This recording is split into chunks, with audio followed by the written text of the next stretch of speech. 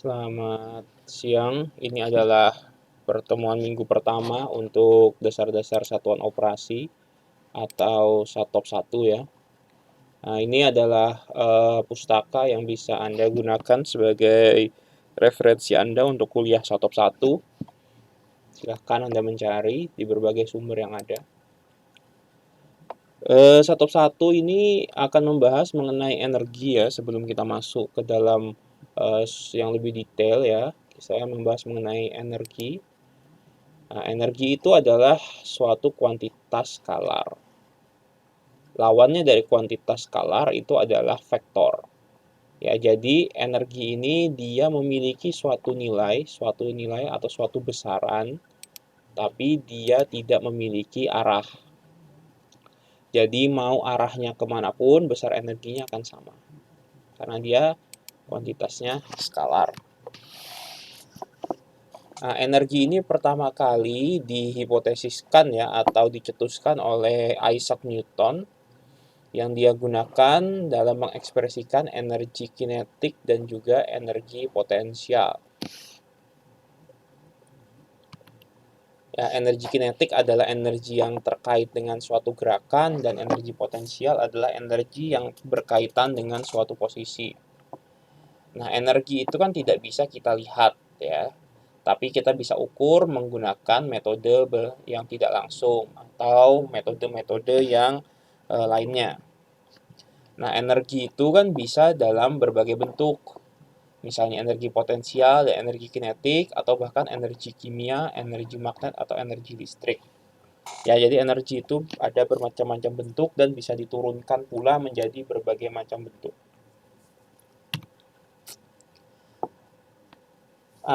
Bila ada energi ada pula yang namanya kerja, work ya. Apa itu bedanya ya? Kerja itu adalah segala interaksi ya antara sistem dan sekitarnya yang bukan merupakan hasil dari perbedaan suhu. Ya, jadi misalnya Anda melakukan interaksi terhadap apa yang ada di sekitar Anda, maka itu Anda dapat disebut sebagai melakukan suatu kerja. Nah, dalam ilmu matematis ya atau secara matematis, kerja itu disimbolkan dengan W. Satuannya adalah joule. Nah, bila kerja itu dilakukan oleh suatu sistem ya, artinya Anda sebagai suatu sistem itu melakukan kerja, maka nilai W-nya adalah positif. Dan ketika pekerjaan dilakukan pada suatu sistem ya, artinya Anda memberikan kerja terhadap lingkungan Anda, maka dari sisi lingkungan adalah menerima kerja atau W-nya negatif. Nah, kita ambil contoh kegiatan menggeser ya suatu balok ini. Ya, suatu balok didorong dengan gaya F ya. F lalu dia akan bergeser sejauh ds. Nah, bila kita melihat dari sisi sistemnya kan artinya Anda melakukan kerja ke balok ini ya, maka dari sisi balok W-nya adalah negatif ya. Nah, sehingga kerja itu adalah F gaya dikalikan dengan perpindahannya atau ds. Nah, ini jadi rumus umum kerja itu adalah W ya, kerja yang dilakukan itu adalah F dikalikan perubahan jarak.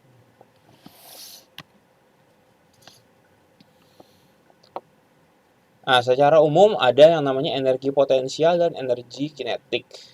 Energi potensial itu berkaitan dengan posisi dan gravitasi.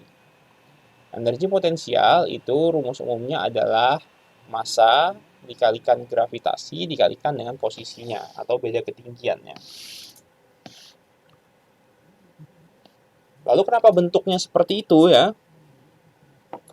Umumnya ya, bila kita berkaitan dengan posisi, kita asumsikan bahwa ini ada balok, dia akan bergerak sepanjang dz ya, dengan suatu energi F gitu ya.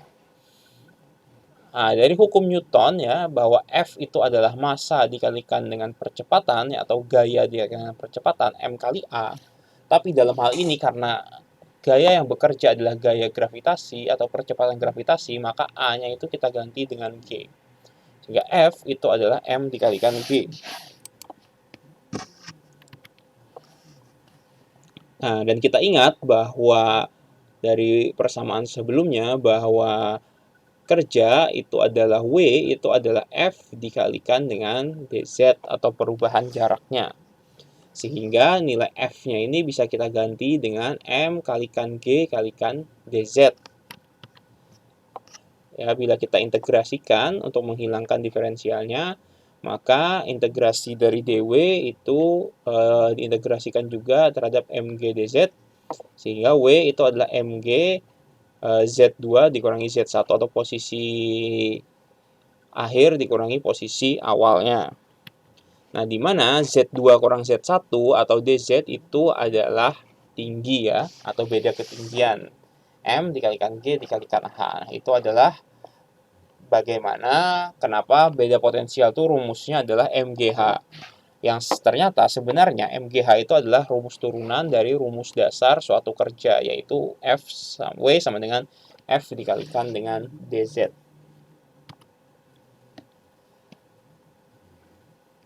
Nah, bila kita lihat bentuk yang lain ya, ada suatu moving boundary ya, misalnya pada suatu piston di sini.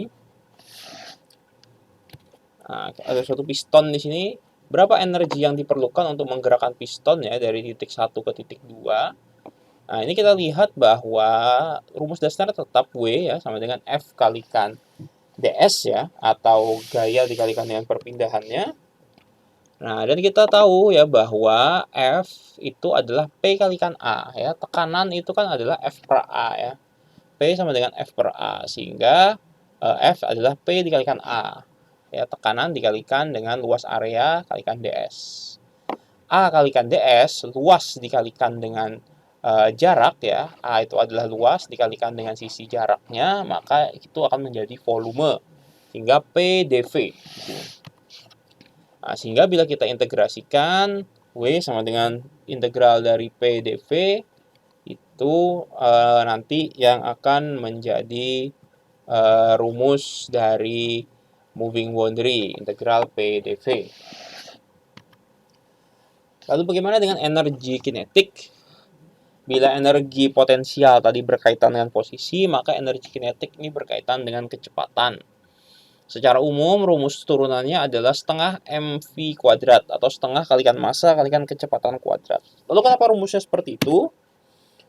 Kita tetap berangkat dari rumus dasar, yaitu W sama dengan F kalikan ds. Ya. Dimana F itu adalah M dikalikan A ya, massa dikalikan percepatan, dan percepatan itu adalah perubahan kecepatan setiap perubahan waktu atau du per dt ya, atau dv per dt. Maka kita bisa ganti ini dengan M dikalikan F ya, M dikalikan A itu adalah UDT ya. Sehingga di sini bila kita integrasikan, di sini menjadi M integral UDU. Nah, ini adalah jarak ya, du per dt. Nah, sehingga bila kita integrasikan, UDU itu adalah setengah MVU kuadrat dari sini. Yaitu adalah percepatan. du per dt itu adalah percepatan. Ya, di sini ds ya. Nah, ini kan A-nya kita gantikan dengan du per dt dan ds ya. ds itu adalah jarak kan. Perpindahan jarak itu adalah kecepatan dikalikan dengan waktu, atau kecepatan itu U, waktu itu adalah dt. Nah, sehingga bentuknya jadi seperti itu. Sehingga total energi secara umumnya itu adalah energi kinetik ditambah energi potensial ditambah dengan energi internal atau energi yang ada di dalam diri suatu sistem yang tidak digunakan untuk bergerak dan juga tidak digunakan untuk terkait dengan posisi. Itu namanya energi internal atau energi dalam.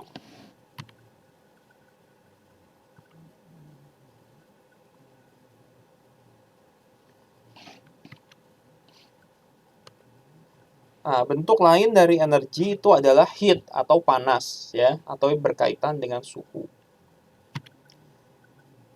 Nah, panas itu bisa ditransfer ya dari objek panas ke benda dingin karena adanya perbedaan suhu. Nah, jadi driving force atau kenapa panas itu bisa mengalir karena adanya perbedaan suhu. Nah, panas itu direpresentasikan ya, simbolnya Ki, suhu satuannya Joule. Kebalikan dari W ya, panas dari sistem itu artinya kan sistemnya mengeluarkan panas maka Q-nya negatif, dan jika berpindah ke sistem ya artinya menerima suatu sistem itu menerima panas maka Q-nya positif. Nah, secara umum rumusnya adalah M kalikan Cp, kapasitas panas, dikalikan dengan dt atau perubahan suhunya. Jenis panas itu ada yang pertama adalah panas sensibel ya. Jadi apabila kita meningkatkan suhu dari misalnya T1 ke T2, maka persamaan atau jumlah panas yang ditransfer itu sebanyak M massa dikalikan Cp, kapasitas panas itu artinya kemampuan suatu benda itu mengalirkan panas dikalikan dengan T2 kurangi T1. Tapi bila kita berkaitan dengan perubahan fase ya, bukan terkait dengan perubahan suhu, tapi terkait dengan perubahan fase, maka disebut sebagai panas laten. Misalnya ketika kita melelehkan es, atau kita menguapkan air, atau mengembunkan uap, itu yang digunakan adalah panas laten. Ya. Misalnya air panas laten fusi, untuk air itu sekian kilojoule per kilogram. Atau untuk menguapkan air pada suhu 100 derajat itu energinya 2257 kJ per kilogram. Seperti itu, ada bedanya jadinya ya. Nah, ini contoh soal ya. Contoh soal, misalnya ada 5 kg es, suhunya minus 10, dipanaskan, kemudian mencair pada suhu 0 derajat Celcius, lalu dipanaskan lagi hingga dia menjadi uap di suhu 100 ya. Lalu berapa panas yang diperlukan? Mulai dari dia es sampai dia menjadi uap pada suhu 100. Ini ada nilai kapasitas panas es, kapasitas panas air, panas laten peleburan, panas laten penguapan. Jadi ada berapa peristiwa di sini ya. Kita bisa menggambarkan sesuai dengan grafik ini ya. Ini adalah sumbu X adalah entalpi dan di sumbu Y adalah temperatur. Jadi awalnya dia di posisi A dari suhu minus 10 sampai ke 0. Ini adalah proses penaikan suhu terlebih dahulu. Nah, ini kan proses pemanasan. Zona AB ya. Dia karena dia ada perubahan suhu maka menggunakan rumus M kalikan Cp kalikan delta T. Masanya 5 kg, Cp-nya Cp yang mana? Nih tadi pakai Cp yang ini. Kapasitas panas es karena dia fasenya masih es. Pakai 2,05 dikalikan perubahan suhunya berapa? Dari minus 10 ke 0 itu adalah 10 derajat Celcius. Dikalikan saja. Nah, lalu di zona BC ini ya, ini kan tidak terjadi perubahan fase, tapi ini adalah proses tidak terjadi perubahan suhu, tapi terjadi perubahan fase. Yaitu di mana es tadi berubah menjadi cairan. Maka yang dipakai itu adalah panas laten peleburan. Artinya es melebur menjadi air. Massa dikalikan panas latennya. Sementara di zona CD itu adalah proses peningkatan suhu dari air. Awalnya airnya suhunya 0 derajat berubah menjadi suhunya 100. Maka menggunakan rumus M kalikan Cp kalikan delta T. Delta T-nya kan 100, perubahan suhunya 100 derajat. Dan di zona DE ini adalah panas laten untuk merubah air tadi menjadi uap. Nah, beda sedikit ya rumusnya. Kalau dia tidak ada perubahan suhu maka menggunakan panas laten. Tapi bila dia ada perubahan suhu maka menggunakan panas sensibel. Sehingga di total saja berapa nilainya dari setiap zona ini tadi ya. Dari 4 zona ini ya, di total maka sekitar 15.000 kilojoule keperluannya untuk merubah es dari suhu minus 10 sampai menjadi uap di suhu 100. Baik, itu untuk kuliah minggu pertama. Terima kasih. Wassalamualaikum warahmatullahi wabarakatuh.